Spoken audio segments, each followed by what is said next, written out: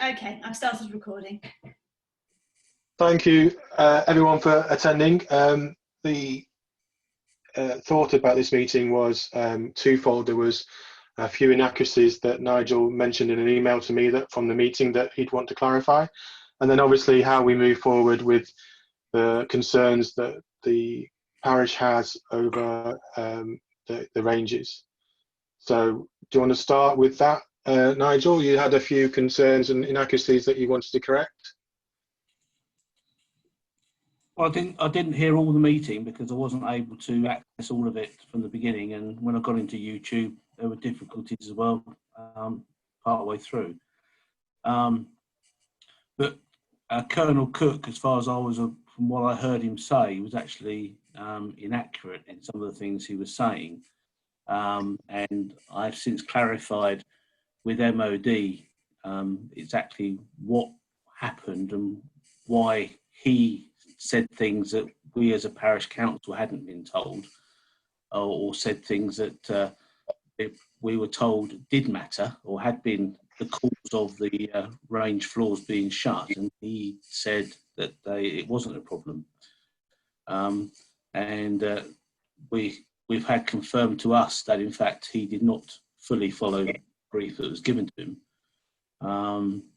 which is very annoying. Because obviously there was a lot of people in that meeting who have probably got an incorrect view of what the issues are, why the range floors were shut. It remains to us, to me and Joe and the parish council, is that the MOD should not have shut the range floors without full consultation. That's the biggest issue that I have. It is their land. They have followed the bylaws. We have had informal legal advice which tells us that they did follow the bylaws. But the fact is that they should have been upfront and told us precisely what the concerns were, so that people knew. I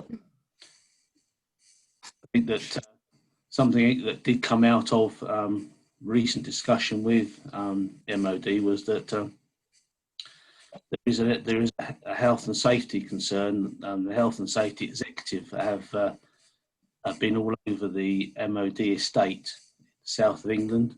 And they have not had a very good response or report from the health and safety executive regarding access to areas of the MOD, firing plates and dry areas because of potential accidents. MOD are required to make that they allow public access, and the same as we have play areas. We try and make sure those play areas don't have pinch points, broken glass and things like that. They have to make sure that where there are firing pits, things like that in fact people can't fall down. And one of the reasons that they've told us is that the only way they could actually comply with health and safety requirement, which was a fairly recent thing, I think late last year, was to actually fence the ranges. Did you say late last year? Sorry, I missed that. I think so. I think it was late last year. The health and safety issue was there. And have you seen that report? No. Have you asked for that report? I haven't asked for the report. I tend to say what they tell me at face value. And why is that? Because I do. Is the reason why you're taking their? Well, I fully suspect they would not let me see the health and safety executive report anyway.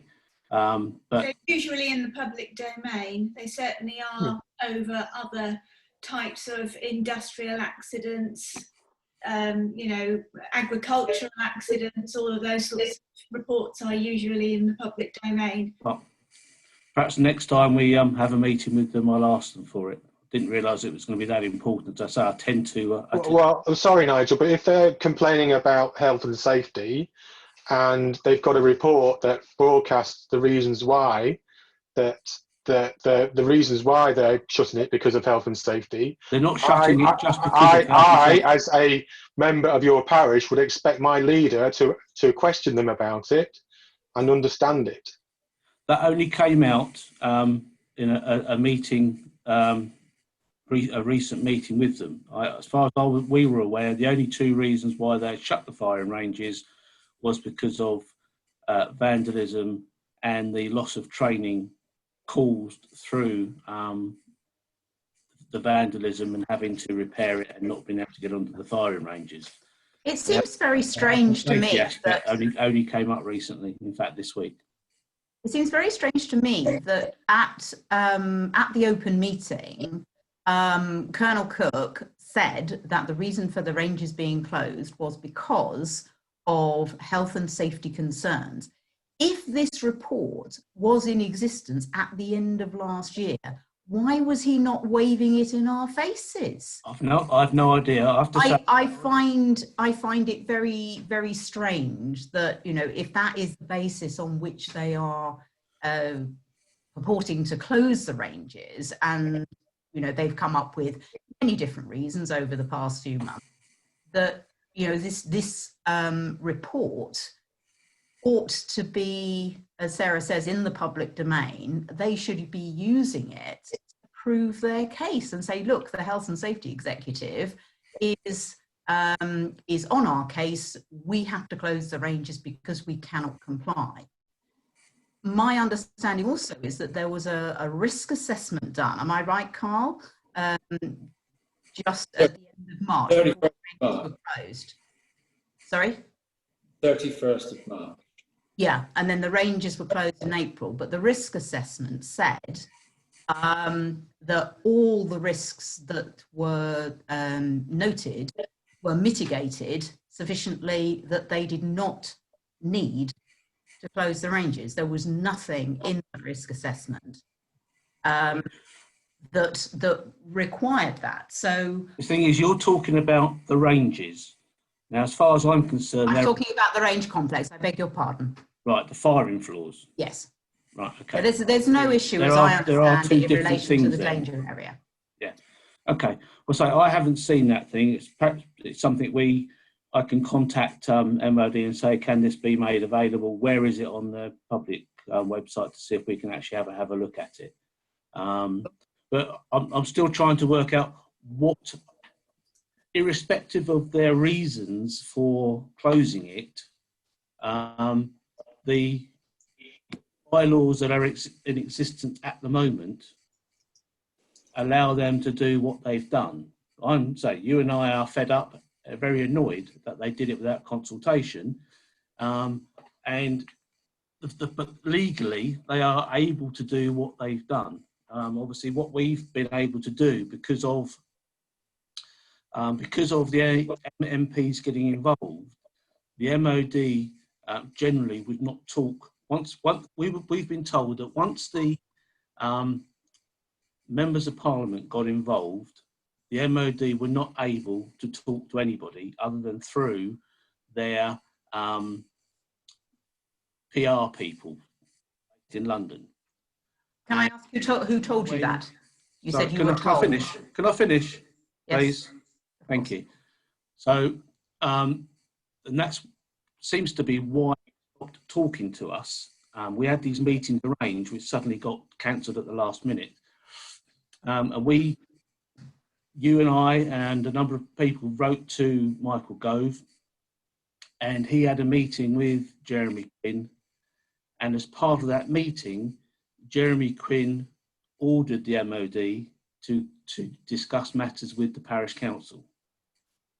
And it was only because of that requirement by Jeremy Quinn for the MOD to open communication with the parish council that we've actually been able to have these meetings with them in order to, one, put across our extreme annoyance at the actions they took without anybody being involved and then actually putting forward their case as what they were going to do.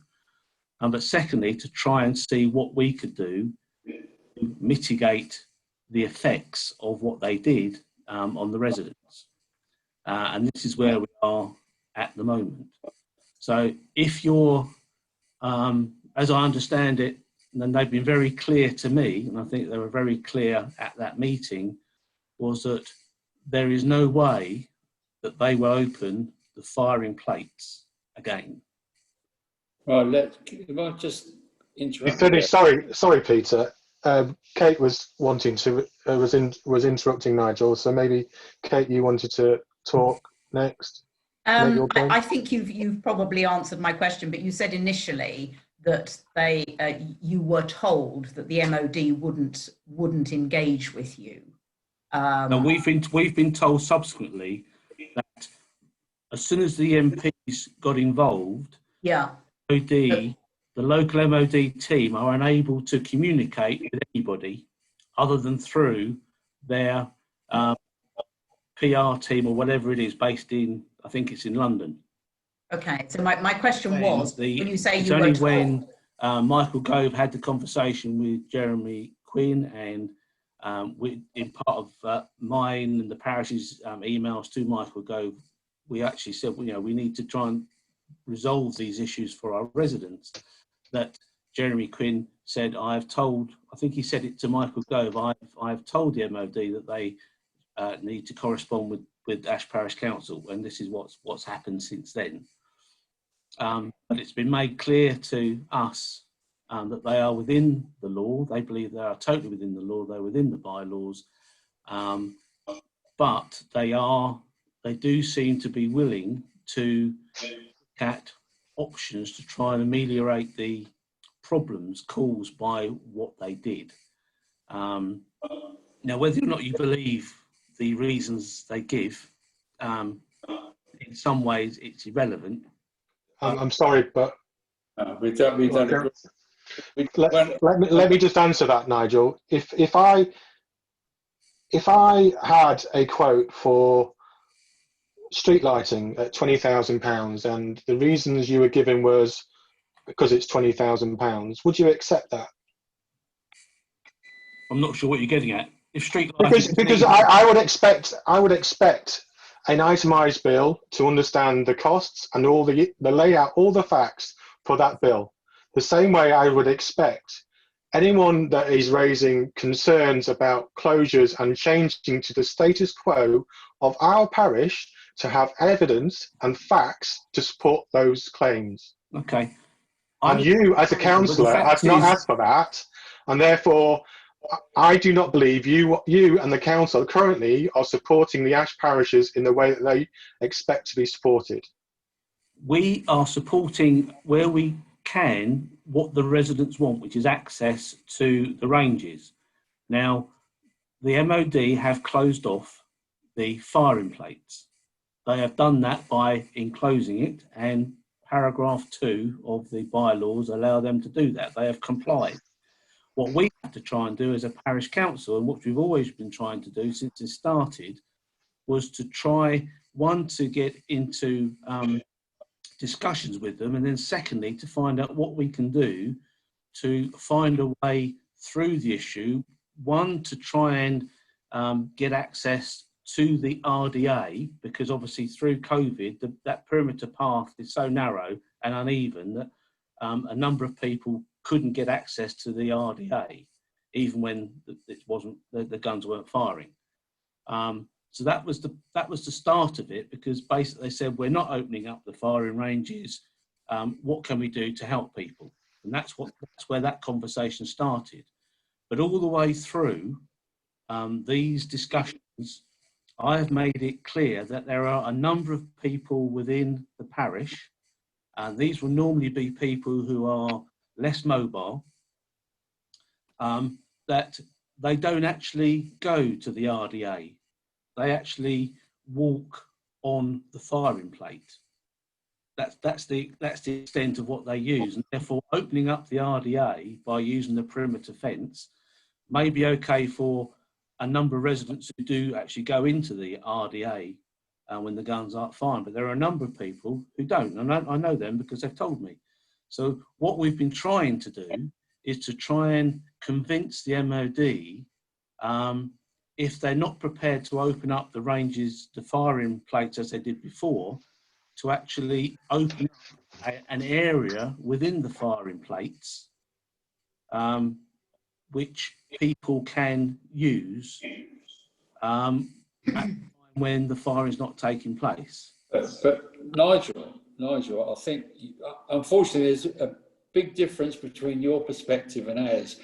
Your perspective is that you're accepting totally that the MOD/DIO can say to you, it's shut, we're never going to open it. But if they're told by ministers to open it, as they were told to do things in Longmore, then it will happen. Now, we can't just let them keep telling lies and mistruths. So just out of interest, you talk about health and safety. After that virtual meeting with Colonel Cook, where he said that public safety is a big issue because we've got foreign drops, we've got mantlets, we've got razor wire, we've got this, we've got that, we've got gallery targets, all this sort of thing. So I walked all around Stony Castle and Henley Gate, and exactly the same thing exists there. All the hazards that you speak about within the firing plates in Ash Range are in existence at Stony Castle and Henley Gate. And they're open to the public. Oh, yeah. Yes. Now, what the other point that concerns me, you know, that we want to try and work together. You say that you've had a meeting with the MOD, but you don't reach out to actually make any contact with us to help us get engaged, so that perhaps we could help and assist, maybe be part of those meetings, because when some things come up and they're given to you as a matter of fact and you're not in possession of the facts yourself, maybe we could have helped to straighten it out. The fact is they will not have a meeting with anybody other than the parish council. Well, That's the issue. That is the problem, because I've actually tried to do that. After the first meeting, where one person was there, they basically said we're not having any meetings with anybody other than the parish council. Well, even assuming that we accept that for a moment, which I have to say we don't, but even putting that aside for one moment, do you not think it's then incumbent upon the parish council to be properly briefed? Indeed, if they're giving us incorrect information, then that needs that they need to be challenged on that. Well, I'm concerned that you haven't challenged them on. You didn't even know that Stony Castle had all of these danger zones. I'm concerned that you've taken their facts as facts and not asked for some evidence, and you've not asked for any of these reports on vandalism costs, the facts and figures about the lost training hours that you reported on your website, and you haven't seen any evidence of that. And all of which we could have provided. But how can you provide evidence of lost training hours? Because it's recorded. It's recorded, and someone has said, "Oh, we've had to shift this thing, and it will be recorded." Surely, if the calculation is hundreds of hours of lost training hours, someone will have to go around and said, "How many hours did you lose last week because of vandalism? How many hours did you lose?" and record it and write it down, or is it someone just making it up into their head? And we know these things, Councillor, because we have done the work. Why we know that is the council not doing the work? Or at the very least, asking us for our findings? Well, I would certainly be interested in having certainly hard evidence from a third party in order to challenge. Because But don't you think the evidence should be coming from the MOD? Yeah, exactly. the thing is, this is the problem. They do hide behind or argue that this is confidential information within the MOD. It isn't. It isn't. It's freedom of information available. We have to go through the loops. When you've And you, as a council, should have be they able to provided shortcut it that. for you? When you've challenged them under FOI, have they provided all the information you've asked for? Some of it. A fair Some of it, yes, not all of it, They because have, yes, but not some of it. They said they stuff you're haven't got asking for. evidence. The vandalism cost, they haven't got evidence. The lost They have training got hours. evidence. They Okay, haven't provided it to us. Yeah, the problem is the hourly costs, they haven't got any evidence. The number of incidents are very low and not even in existence. the problem. But there's an I awful think lot the problem I have is that, as to a degree, the parish council is. We've had that conversation with the MOD, and it's a bit highfalutin, but the argument was, yes, we have, because when we have the meeting, we have a meeting with the MOD, DIO and Landmark. They're all in the meeting to discuss it. So when we talk about the vandalism costs, you did an FOI on the vandalism costs and you wrote to the MOD. no, DIO actually, but yes. Well, might be the DIO, but you wrote to, whoever you wrote to, those costs actually, because Landmark do the work, their argument is that you asked the wrong organisation for the information, therefore they came back and said, we haven't got it. No, Nigel. No, to me, it's stupid. Nigel, I raised the but FIO. I'll tell you what happened. I raised the FIO with initially the DIO, and they came back and said, we haven't got those records, but you should really be talking to our industry partner because they should have them. So I made exactly the same request to Landmark, exactly the same request. And within my request, I told them that I had already been to the DIO and the DIO had directed me to Landmark. Landmark came back 6 days later and told me we haven't got any costs, and the DIO have now told us to send the request back to them for their answer. I went back to the DIO and said, why are we going around in circles? I've asked you, I've asked Landmark, you can't come up with it. They never replied. So I then raised a request for an internal review into the handling of the case. They said, oh, we should do that by some date in August. They then came back and said it won't be until the 15th of September. And on the 15th of September, they said it won't be until the end of September. We're now October and they haven't supplied anything at all. So I've now actually referred it to the Information Commissioner. Yeah, I can see why you're getting frustrated, to be honest. And we need to realise that it's not a matter of we're not asking the right people. We keep pushing things back until we get to the right person to talk to, and they just have not got the evidence to back up their claims. It's very simple, isn't it? That the evidence does not exist. The evidence that you're asking them to reduce, nobody's got it. The MOD hasn't got it. The DIO hasn't got it. Landmark hasn't got it. It doesn't exist, and that's why they're being so obstructive. So this comes back to the whole lost hours, Nigel, just out of interest. Carl made a request and received all the range logs. And these logs tell you all sorts of things, you know, when someone's dog crap was left somewhere, when someone fly tipped, and when arrows were lost. Do you know the only arrows that were lost on that log were due to inclement weather? Now, don't you think it's strange they put down they lost umpteen training days for inclement weather, but they wouldn't actually record it if it was done as a result of vandalism? That doesn't make any sense, does it? it does seem strange, I have to say. Strange and I think, irrespective of who has that evidence, if you've had meetings with the three main people that should have that evidence, I would expect you as our leader and having this parish council as your priority to ask for that evidence.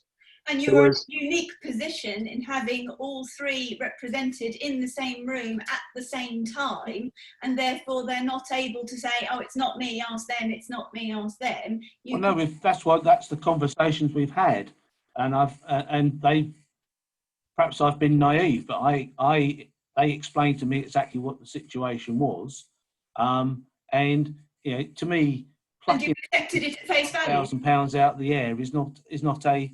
To me, if you're going to use a cost, why choose £171,000 at that time, which was 6 months ago? So I think why not? What you're raising with me clearly is the fact that we need to try and get hard evidence from them in order to justify what they're doing, on the basis that all the information that's been coming to you suggests that what they're telling us as a parish council is incorrect. So we need to try and tie them down and to showing us the precise costings and evidence of loss of training that they actually mentioned throughout this period. It is very straightforward. They are saying that they are closing the range due to the firing area due to vandalism. What is the evidence that the vandalism has cost them what they say it has in money or in training days? Despite all our best efforts, it doesn't exist. They say they're closing it for health and safety reasons. Our own Freedom of Information Act say there have been no reported incidents of any note. And yet it's for health and safety reasons. Okay, so there's this report by the Health and Safety Executive. That should be in the public domain then. As we've said, why is that not being shared with us if it is because of that? Then Colonel Cook also made the point about it's a risk appetite issue. You know, we're not going to wait for a health and safety incident to occur. There's a risk appetite that we need to involve, and so which would be fair enough if all of the exact same dangers didn't exist at Stony Castle, and also at Stony Castle in the danger area beyond, cows with calves, which the Health and Safety Executive say should ideally not be in areas where the public have access. So it doesn't. None of their arguments have held any water. And what was the other place you mentioned other than Stony Castle? Henley Gate. Henley Gate. Yeah, well, that's the two other ranges, isn't it? Mm-hmm. You've got Ash Range firing plate, and you've got Stony Castle firing plate, and you've got Henley Gate firing plate. They're all within the Ash Ranges RDA. And you're saying that these other two are open all the time to the public when they're not firing? When the they're open when the flags are down. And are these the dry range? Are these what they call the dry areas? No, they're shooting ranges just like the others. Nigel, the dry training areas are the ones that they don't do any firing on. That's Tunnel That's Hill. right. They do the driving and things like that on all the outside areas. The RDA, which has got the 15-kilometre perimeter fence all the way around it, extends from Ash Vale and goes all the way around to Stony Castle, then across to Henley Gate, and then back up to Ash. And you've got 3 firing plates. You've got the main complex in Ash, and then you've got the ones they refer to as satellite firing ranges, which are Stony Castle and Henley Gate. And both of those have got gallery targets. One's got ETR targets. They've all got drop firing points. At least one of them's got razor wire. They've both got mantlets and the sand butts. So there's no difference at all in terms of hazards and dangers. And let us not forget that those hazards and dangers have been there and in existence throughout all the years that the public has been allowed to access. No, I understand that. And there have been no significant issues. No, they actually confirmed that. No, Nigel. Okay, carry on. They had confirmed to us. Nigel, hang on, please. Oh, okay. So that is, something that there is no reason. Every reason that they have suggested for why the ranges have been closed, and it's been a different one every time, we've, if you'll forgive the pun, shot them down because those reasons do not, as Sarah says, hold water. So in terms of where the parish council stands, as a resident of Ash Parish, what I would like to see from my parish council as representation, if it is the case that you are the only or people that the MOD, DIO, Landmark will engage with, I'd like to see you as my representatives not accepting the what they have done as a fait accompli, that we take several very large steps backwards and go to the point where, when they closed the ranges, that was not an acceptable state of affairs. And we want to go back to the point where Ash Parish Council says, on behalf of us all, we do not accept this closure, and we will, on behalf of our residents, fight and campaign and do whatever is necessary to get that decision reversed. So that, as my personal perspective, is what I would like to have from you as the council. Is that something you're prepared to? Hang on, Sarah. Nigel, you were stating a point. Well, I think first of all, when we had the conversation about health and safety, which is the first time it had come up in detail, apart from when Colonel Cook mentioned it, it was made clear that in fact certainly there had been no recent incidents of injury or death. But what was being, we were told, was that health and safety, if something did happen, then they will be, unless they've taken every effort to stop the public from injuring themselves within the firing plates, they will be held responsible, and therefore to fence off each particular piece area would just be cost prohibitive. Now I can understand what they're saying in that sort of sense, because health and safety, unfortunately, has been a bugbear for councils up and down the country, as well as businesses, because you have to do so much now to stop yourself being sued. But in terms of what Sarah said, certainly if it could be shown that in fact they've been lying to us, and there was no vandalism costs and there was no loss of training, then one would have to argue that in fact they've been totally unreasonable in what they've done. But I'm still not sure, in terms of the legal side, what we can do apart from pressure going through the MPs and through the Ministry of Defence to get them to reverse what they've done. Certainly, you said you sought taking legal advice. We had a telephone conversation with a firm who basically said that they had a quick look at the that's the problem. The bylaws.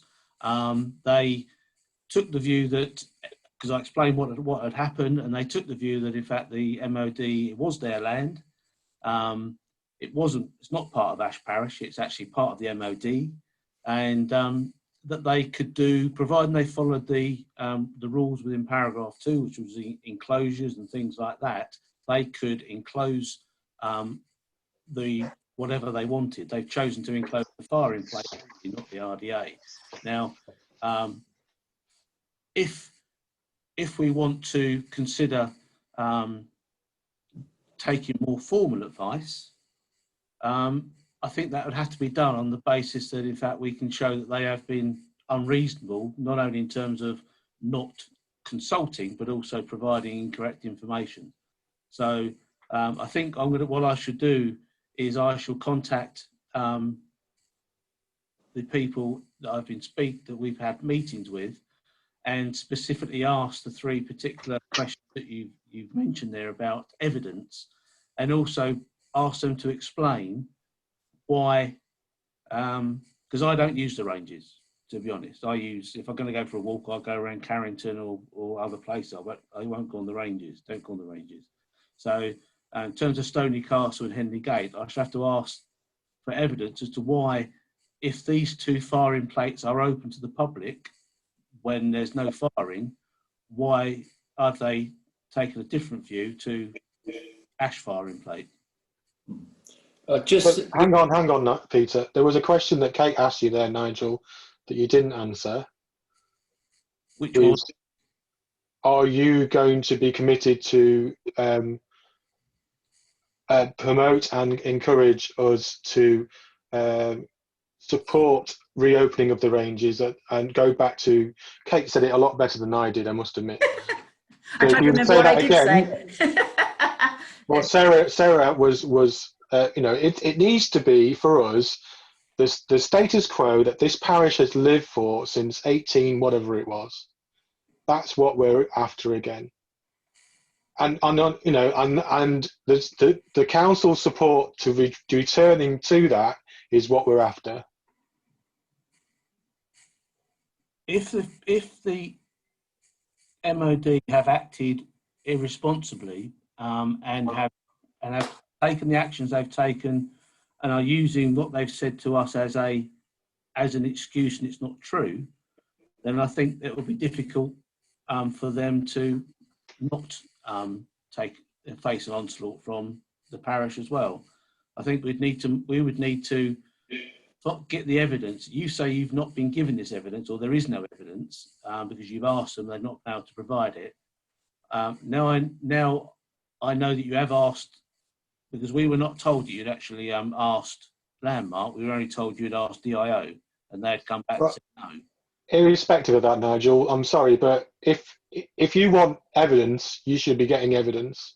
There's no two ways about that. If you think that one is playing off the other, that's just not good enough from an appointed representative, I don't think.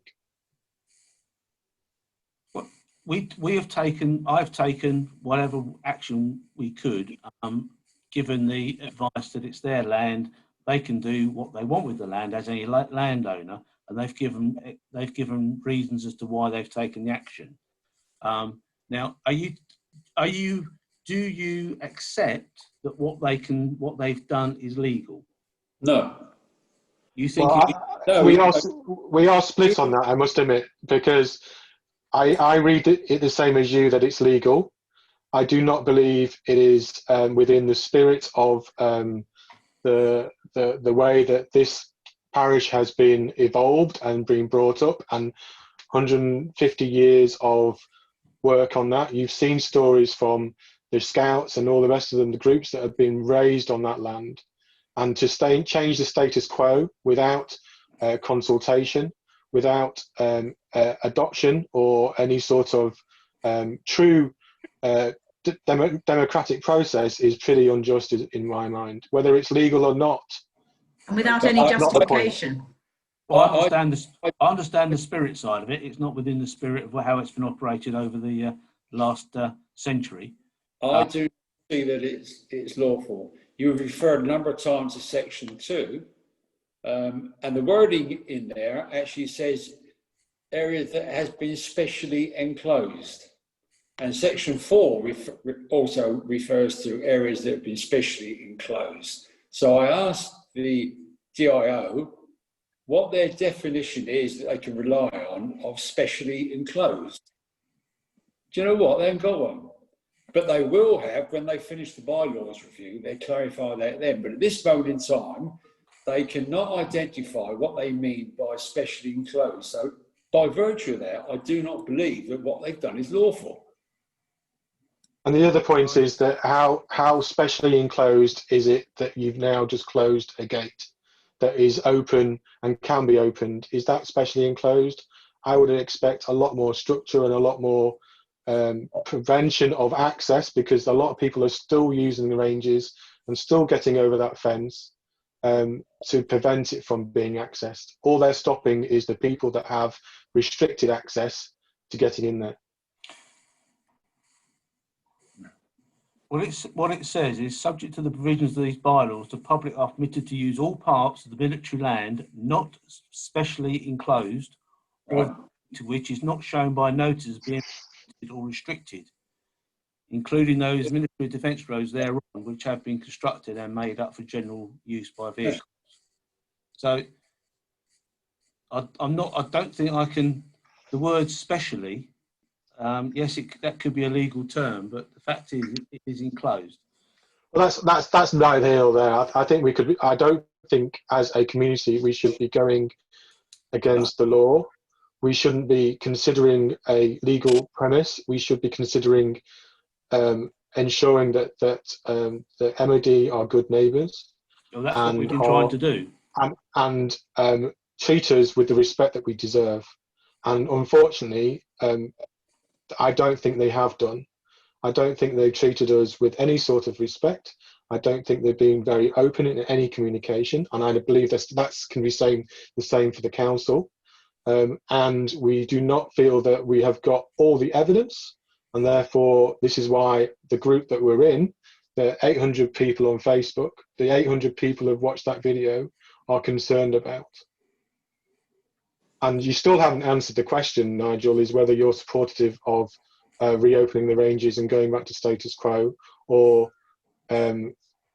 whether or not.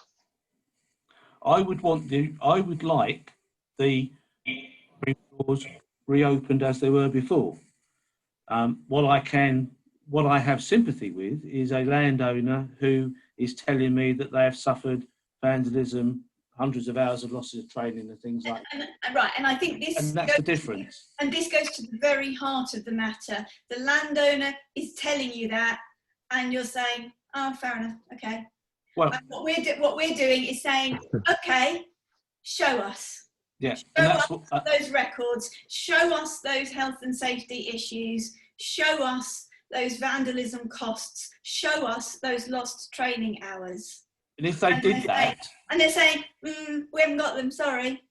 All right, but if they did that, I don't believe you'd actually change your stance, because as Carl said, the spirit of it is it's been open for a century, and therefore it should remain open.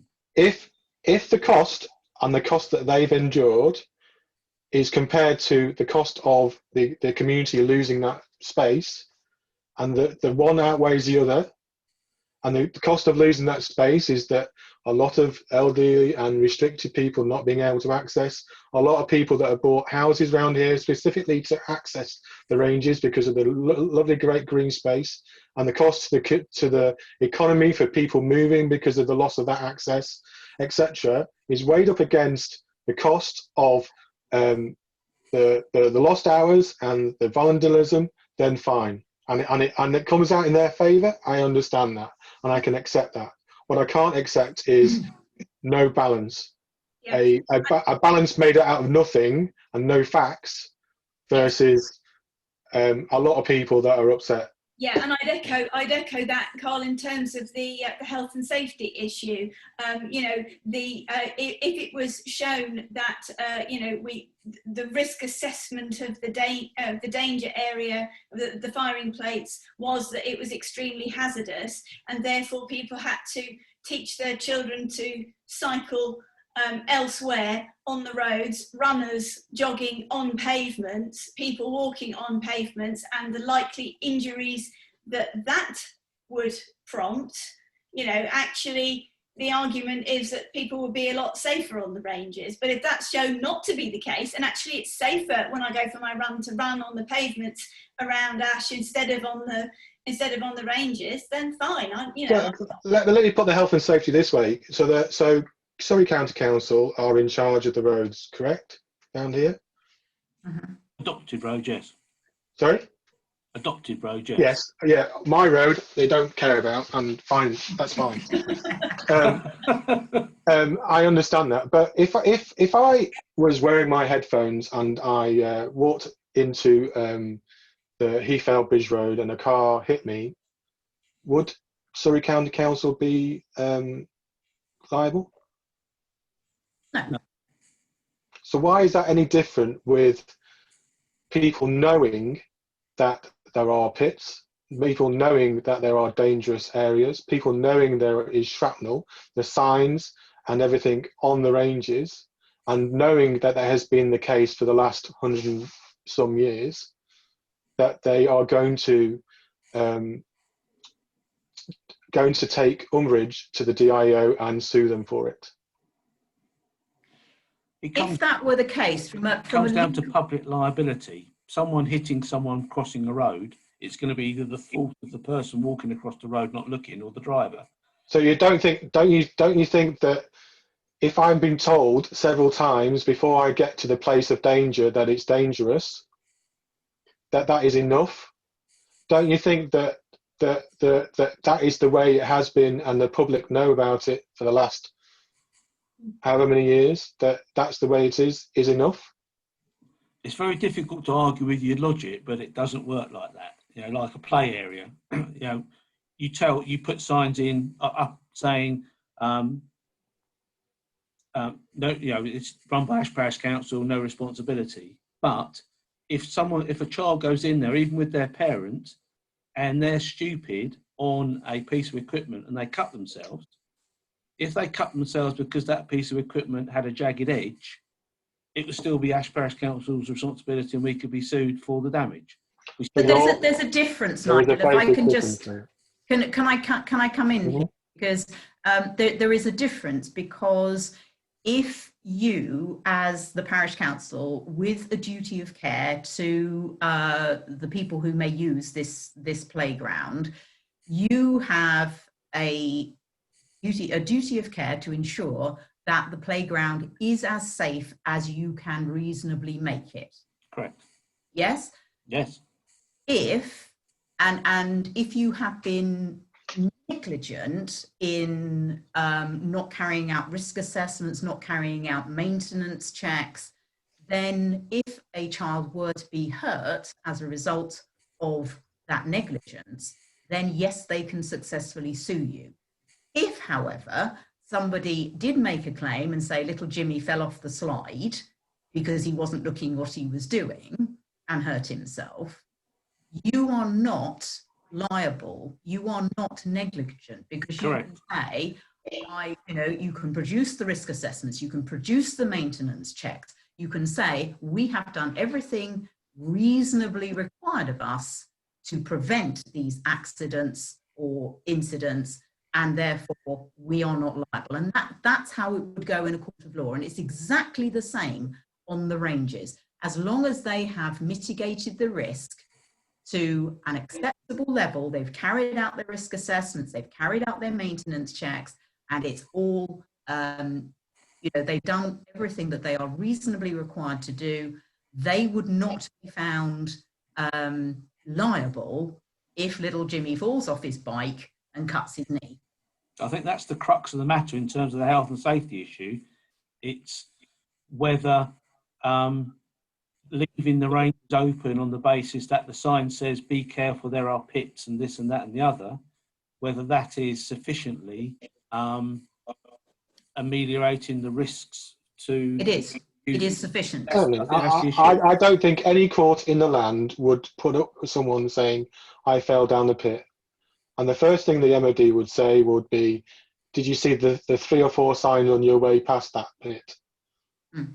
Yeah. Now, I think to put some things in perspective, I think we need to put the health and safety to bed, because it's not going to be resolved at this table. But I think we as a group, Nigel, have a lot more knowledge about some of the things going around than you guys in the parish council, and that's understandable, because I wouldn't disagree with that. Your point of concern. But it may interest you to know that, the Ministry of Defence is quite a large animal, and it's got its own defence safety authority, and it's produced its own code of practice. Quite recently, in fact, quite about 4 volumes I went through, and it talks about all sorts of things there, from firing guns, from flying drones, from blowing things up, all sorts of things.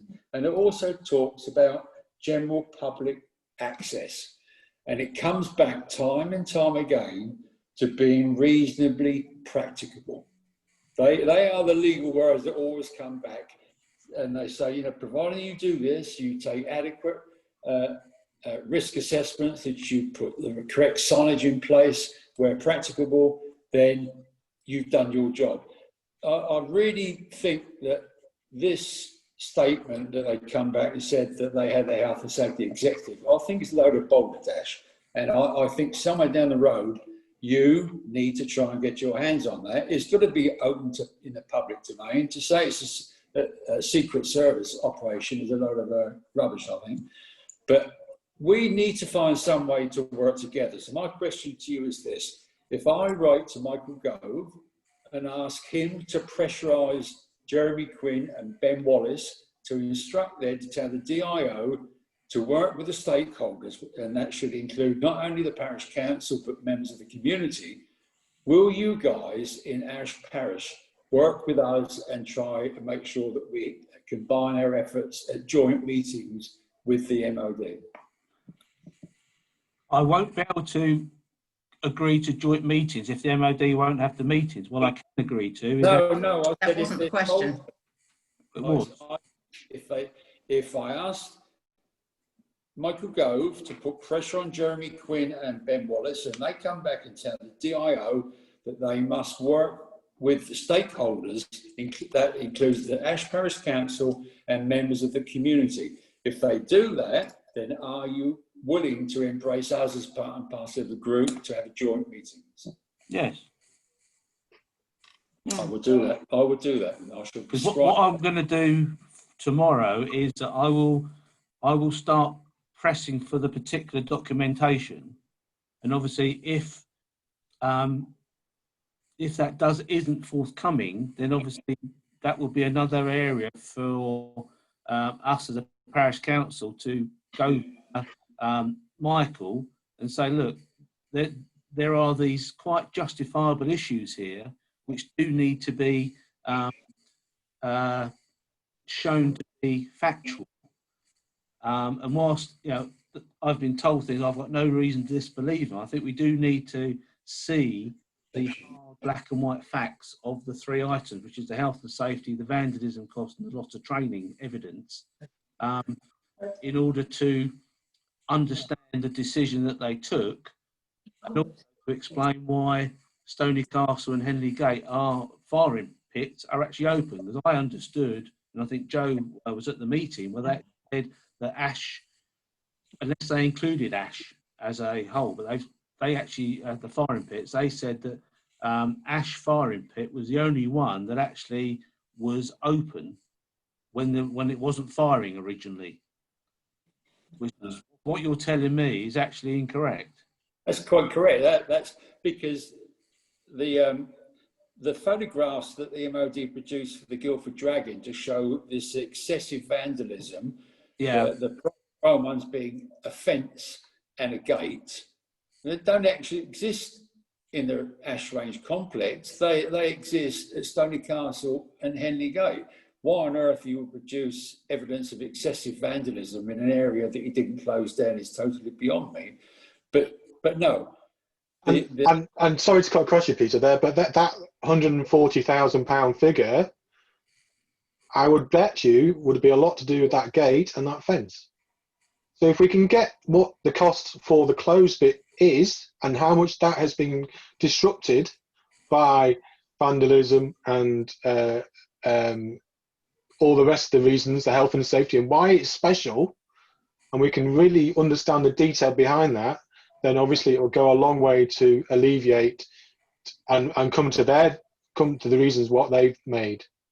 The other thing that is key there is that the MOD have said that they were going to close this range 5 years ago, I think it is, Peter. Well, that's what he said, and that's not what I was told at meetings. And we need to dig into that and the reasons that we have not been able to find any sort of information about why it has taken that long, why the consultation hasn't happened, because that is against everything we've been told, originally because of COVID, and therefore, and subsequently because of ongoing vandalism and the health and safety issues. And again, that is evidence that the MOD are not treating us as neighbours with the appropriate respect. I have to say that when he mentioned that at that meeting, I was dumbstruck, because that's the first time I'd actually heard anything like that. And it's been a month since that meeting, and if I was in your position, I would have asked him that question myself. I did ask the question. All I was told was that he didn't follow the brief. Have you seen the brief? Maybe we should ask for the brief. No, we haven't. I haven't seen the brief. No, that was an internal brief. There's no way they'll give that to us. But this is quite a candid discussion we had, and it was that they didn't understand why he said some of those things, because it was actually totally untrue and wasn't in his brief. Now, whether in fact it's the truth, I don't know, but it's certainly something that concern me that we have someone who basically hasn't been involved all the way through, coming along and answering questions, when it seemed to me he knew very little about what the situation was. And to actually say, which actually supports your particular view, oh, it's nothing to do with vandalism. Well, why have they been mentioning vandalism to us for the last 7 months? In May, things just don't sort of hang together, which obviously is a concern. In May of this year, James Morgan Yates and I met with the Deputy Officer responsible for health and safety and public access on the ranges. And he told us that the decision had been made. He didn't say quite recently. He said the decision has now been made, the ranges will be closed. And he went on to say that in fact it was going to be put before the ministers at cabinet level in the next week. And that led to me writing to Michael Gove a number of times. And that was in April you had that meeting? May. And this is the guy that says the deputy responsible for health and safety and public access. Now, why he should give the inference it's been quite a recent decision and then someone else say it was 2016 doesn't hold water at all. No. It does concern me when you get different stories from different people of the same organisation. It is a worry. So what I would like to do, I think we can go around in circles here now, but what I'd like to do is pursue the particular 4 things we talked about and to try and get the actual hard facts from them. And if in fact they don't comply, to then go via Michael specifically with those questions. So, you know, this is now a question of credibility. We do need to pursue what we've been told and what the parish council has been led to believe all the way through, and see where we go from there. But I think it'd be a good idea, depending on what comes back, is to have another sort of meeting like this in I would just caveat that is that we have asked for minutes of meetings between yourselves and the MOD to be made available to us, and we've been told that they are not available. And this is part of being open and honest with your parishioners and the people that have voted you in and continue to support you. So I would believe that we should be getting fully minuted or even recorded, even better, minutes of those minutes to make sure that we are very open in our conversation and our decisions. And that is something that has been lacking so far from yourselves and the MOD, I must admit. The MOD would not allow recordings of meetings. That's a start. What happens is we do take notes. We take minutes. We don't take minutes as such, because we don't go back and say, "Do you agree what's been said?" Otherwise, things go backwards and forwards. What we do is we have a parish officer there who does take bullet points of things that were discussed. But if I'm going to release those outside, I'll still probably have to get the MOD to agree that there was nothing in there that they consider as a particularly confidential that can't go out. There are some things that have been discussed which pertain to the ranges but aren't relating necessarily to the closure. So things do get discussed on a wider basis. Let me have a think about that one and see what I'll have a look at the minute or the notes as that have been kept, because we've had I think two different officers there who have taken notes, and I'll see whether they are in any sort of order. It's really just as an aid memoir, really, to see if they said something and then subsequently they say something different, we can actually say, 2 meetings ago you said this, but the message has always been consistent in terms of the meetings with the local MOD team, which is, say, Colonel Bishop, and then you've got DIO, which I think is it Mark Ludlow? And then you've got Landmark. So they've always been consistent in what they've told us, which made me somewhat surprised with, say, what Colonel Cook said at that meeting. It just did not comply with all the things that we've been told. So I'll have a look at those things, but I think if I can tomorrow get something in train to actually make a direct request to MOD in the wider context of DIO and landmark as well, saying that I really do need to see this information because we need really to justify in hard fact why you've taken certain actions. Now, every meeting I point out that the non-consultation of what they did caused so much angst that they really are the architects of their own sort of downfall, as it were, because they just didn't do things in the right order. And they say to me, well, it was actually forced upon us by COVID on the basis that the contractors who were on site repairing the firing pits and doing work on the firing pits said, we cannot continue working here with members of the public walking through because of the fact that COVID lasts X number of hours, whatever. And that's why they decided at that stage to close it. But it was clear to me that they'd already decided they were going to close it. Now, whether or not they were going to do consultation, I don't know. I've not really got that out, but I have actually told them that, that what they did has caused the great deal of problems that we are facing at the moment in time. Because you can't do something as massive as that to actually do it without any form of consultation. So trouble. They have, and I would expect challenges from my representatives of that fact. The COVID at that point was put up as notices. The COVID signs were then taken down. The MOD then did have no knowledge of the fact that they were put up in the first place. And then the MOD then in a subsequent email chain that we got through a freedom of information said that the signs were up for that particular reason you said. So can you see how that angst has been brought up? You can see how as a community we've been told one thing and then it changes and we're told another, and you present a fact without any evidence and you do all this and we're anywhere near forward to where we were. No. They've not provided anything of fact or particular understanding to us as a community. If they can provide that and cost it versus the effect on our community, then we are in a position to then go into consultation in that period, in that light. But at the moment, they are preventing it. They are preventing access in the very muddy, very wintry nights that a lot of people are going to struggle to access any sort of dry path for jogging or cycling.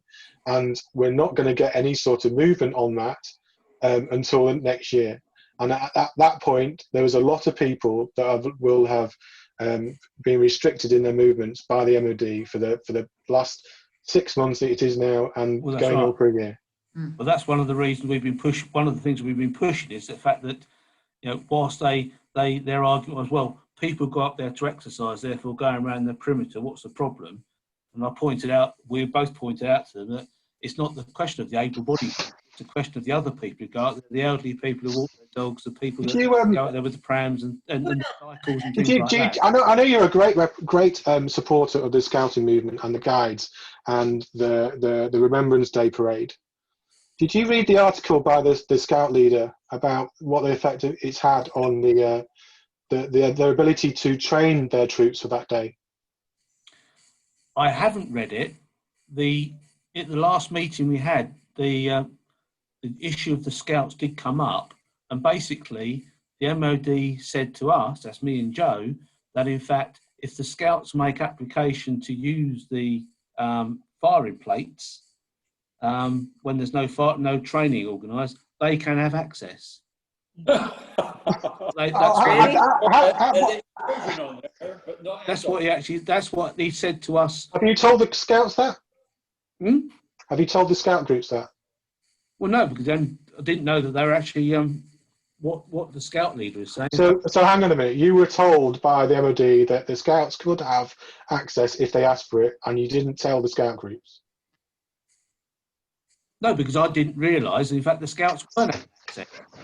Why are there any difference between you and me? Because no one from the scouts has contacted the parish council or about the particular any restriction on using the firing plates for scout training. So are they any different to you and me? They No are one an is allowed that. they are an No. organisation which... Okay, so me and Peter, we're an organisation. We'll go and ask for access next week. Well, you can apply for it. I'm just being told that the scouts can apply because they are some sort of affiliation. They can apply to have access at certain times. They also, I was told by the MOD that people can apply to actually use the firing ranges. They have to pay for it, of course, but they can actually apply to use the firing ranges as a firing range. Well, I think we should make the scout groups aware of it. If you want to send me that thing from the scout leader, I'll have a look at it to see specifically, and I can actually then challenge them on that as well. So, well, you're telling me this, but this suggests it's actually not the case. So, yeah. So the scout groups use it for not only for training, they use it for wide games because of the size of it. They used it for cycle maintenance. They use it for a whole host of things because it is the safest place around here for a group of children. That's their words, not mine. Children. For a group of children, they can keep an eye on them. They can see them at distance. There's nice wide paths that they can practice their marching on. There is an awful lot of information that is going, they do with it. And in particular, nowadays where they can't do internal, they've been told to do as much external as possible. And they are all of that is gone. So they are doing a very limited program. That is on ashrangers.com. It was mentioned in the meeting. So if you've watched I didn't see all the meeting because obviously I didn't have Joe was at the meeting and it's on YouTube, Nigel. Yeah. Why did the DIO bring up the aspect of the scouts to you if you say it never mentioned? They were talking about the fact that the ranges was not actually totally shut. Other people could use it, including the scouts and people going over there who could hire it for rifle shooting and things like that. It can be hired out. It wasn't a specific thing that was raised about the scouts. It came up in a snippet of conversation regarding the fact that it's not just used by the army, that people can book it for other purposes. That used to be the case because it was used for orienteering and all sorts of things, wasn't it? You had a couple of cycle events there. Car rallies. Yeah. Anyway, I think I will do what I said I'm going to do regarding these documents and also about Stony Castle, Henley Gate. And when I've had either an affirmative confirmation something's come in, or I've had a kickback, and I then go off to Michael Gove, I'll contact you with Joe, and perhaps we can organise another sort of. Let's do it a bit more formal because I do believe we need to keep the traction up on this. I want to see movement. I want to see an understanding and give you time to get a response. And I think probably a 2-week window would be enough to get a response. As I was going to say, I think it's really important to have a time frame for your request, Nigel. That we. I will ask them, but at the end of the day, when you ask for information and there's no legal enforcement you can have for them to say no. But if I say I'd like the information within 2 weeks, if I haven't, then that may be the time for me to write to Michael and say, look, I've asked for this. Here's a copy of the email, and I've not received any response. What can you do to get this information? So you can always look for a meeting in 2 weeks' time, but if I've got no information, we're just going to sit there and go around in circles again. But certainly there is a commitment for me that I will now chase this up. Well, I think we're all pleased to hear that, and I think we're all pleased that we're making some progress in terms of working together, and pleased that you're going to start drawing more on the knowledge that we have collected about all of this. I think possibly the thing to do would be to agree the time frame and say at that point, if in 2 weeks or whatever the agreed time frame is, they haven't provided the information, we reconvene to discuss what exactly we want to write to Michael Gove about. I mean, you know, we've already committed, Peter's already committed to write to him in the meantime to ask him to apply some pressure to get all the parties working together, and then we don't have to do a sort of a Chinese whisper thing between all parties. We can just get everyone together. So that's something we'll take away from this. But I think, you know, the purpose of meeting again in 2 weeks, or whatever the time frame is to say, right, we haven't heard anything. What is our next step? What exactly are we going to say to Michael? What exactly is our next move? Because if we're working on this collectively now, we should agree that collectively. Well, we're working on it. We're working on it together. It will come down to the language as to whether or not we're working on it collaboratively. Collectively, I think Sarah said. Sorry? Collectively. Which is the same as together, I would suggest. Yeah, okay. But yes, so what we'll do, if you want to set something up, Carl, so it's in the diary, 7 o'clock will be better rather than 8. I don't know why it was 8 o'clock, because... that was me. I'm sorry. I have another commitment at 7 o'clock, so I can do 8 o'clock. I mean, as far as I'm concerned, it doesn't have to be a Thursday necessarily. No, if you want to do it, I prefer 7 o'clock, because that then gives me a potential chance of at least a couple of hours before I have to go to bed for the next meetings, because some of these, even though retired, being council work, you do start meetings early sometimes, I can tell you. So yes, so if you want to do something for a couple of weeks' time, and then we'll work on whether or not. Well, I think we need it in a couple of weeks' time, just to hear the outcome, if nothing else. Yeah. And we have got freedom of information in the fire, as it were. We certainly will be raising freedom of information for the health and safety report that you mentioned. Because, yeah, if we can do it from both ends, at least we can then compare what information we get. But I would expect them to treat you better than me, is what I would expect. Well, actually, when we're going through, you know, what information we're going to ask for now, Carl, you mentioned about the Scout. You said that was on ashranges.com. Correct. It is, right. We'll have a look at that. Thank you. Yeah, and there's quite a few stories on ashranges.com. There's been a recent one that the Ash Parish now has created with a very long understanding of the history that they've had with the ranges. There was one by Reverend Lambert, again discussing how it's affecting the community. So there's quite a lot of evidence on there. There's also obviously the Ash Parishioner is probably, I don't know what that web address is, but it's available certainly. Thank you. And Nigel, if when you challenge the DIO about these risks, etc., if they come back and say no, the dangers don't exist in Stony Castle, if you can let me know, so I can then show you the pictures. Yeah. I should word it in such a way. I understand that the risks on all 3 firing plates are the same. Yeah. They've chosen to close Ash Range and not the other 2. Yeah. And it might be very specific about that. Yeah. Obviously, I'm again, like I took them at their word. I'm taking obviously you at your word, because you're telling me something, and I'm going to then be putting that in black and white. Oh so, yeah, but I've got the pictures. They haven't. We have graphic evidence. Yeah. And the last thing I wanted to ask Jo really is that there was a question for her at that meeting about the survey results that the Trail Action Group has done. I don't know whether you've seen that, Nigel. I sent it to you via email prior to the other meeting. And that's got a lot of detail about the usage of ash ranges by our residents. And I wondered whether we could have a response from the council on those results, whether they are taking them as fact or they've got some problem with them, and how we can mitigate that. And whether, you know, we're saying that you know, we are very supportive of opening the ranges. Has the council done their own survey to understand the views? Have they talked to anybody about that other than amongst themselves? So that's really to Jo, because she was asked the same question. The Trail Action Group, as I understand it, is a cycling organisation which want total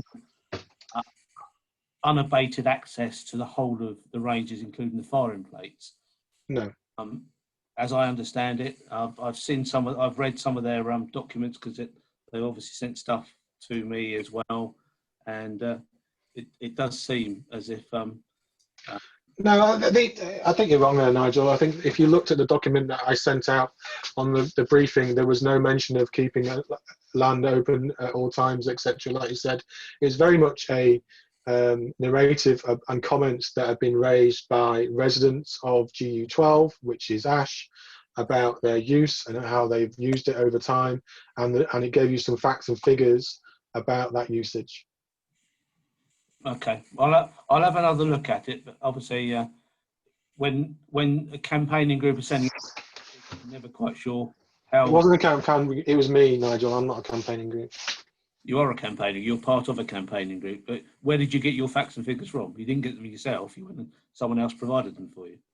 So if you've got a problem with the method as they do, then that's fine. If you can produce other evidence that is contrary to that, then that's fine too. No, I'll take it at face value. But what I'm saying is, one has to look at information coming in to justify a particular result. Could you do that with the MOD next time? I'm going to next time. I'm going to this time.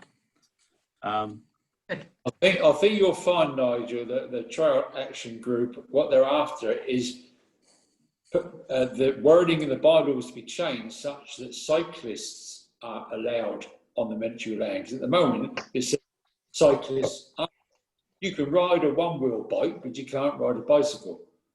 Yeah, that's a silly part of it. So they that was actually that side of it did come up at the meeting, and they are looking to actually allow cyclists, but in designated numerous routes, but designated routes. So they're going to actually, from what I can make out what they said, they're going to relax that side of it to allow cyclists, but it's going to be more designated routes around the ranges, or the RDA particularly. Well, and this is the point that the Trail Action Group have done at the request of the DIO to put in routes that were going around the pinch points, going around the properties, and going around the areas that they have had vandalism, to provide cyclists at all times effectively to be their wardens.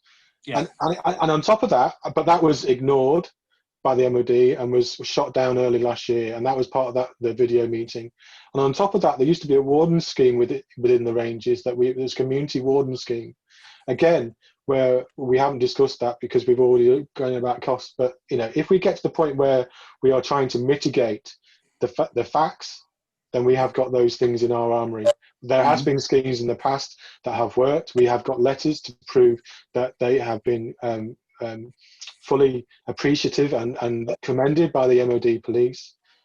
So anything like that is part of the community action that we can take if the vandalism is deemed inappropriate. But until we see evidence of that, I'm very reluctant to go down that cul-de-sac. Yeah. Okay. I'll leave it with me. I'll get on the case tomorrow morning and get the email addresses and send off a finely crafted email with the things specifically set out, so there's no doubt what I'm actually asking for, and I'll ask them to come back say within 2 weeks. So are we going to set up a meeting or fix a date for the next meeting? Yeah, unless you've got something in your diary. I'm sure you're the busiest of us all, Nigel, and Joe. I can't get into my, because I'm on Zoom, I can't get into my council. Okay, I'll send out an invite for the 29th. Send out an invite, and if as soon as it comes through, I'll check on the diary, and if it's inconvenient, I'll come back to you and do another. Give us another date. That's fine. Yeah. Okay. Thank you very much, Sarah, Peter, Kate. Do you just want to hang on for a minute at the end, and we'll just have Okay. Well, thanks very much. Thanks very much, Nigel. Thank you very much. Thank you, Nigel. Thank you, Joe. You can move forward. I will try to get the video sorted out next week. Thank you, Joe. Got 2 weeks to work on it. I know it for myself. Get the cameras. Thank you very much. Thank you very much for your time. Bye-bye. Thank you. Bye-bye. Oh, is it like let me leave now? Oh, no. There you go. Right, let me stop recording, or do you want me to continue? Yeah, you can stop now. Okay.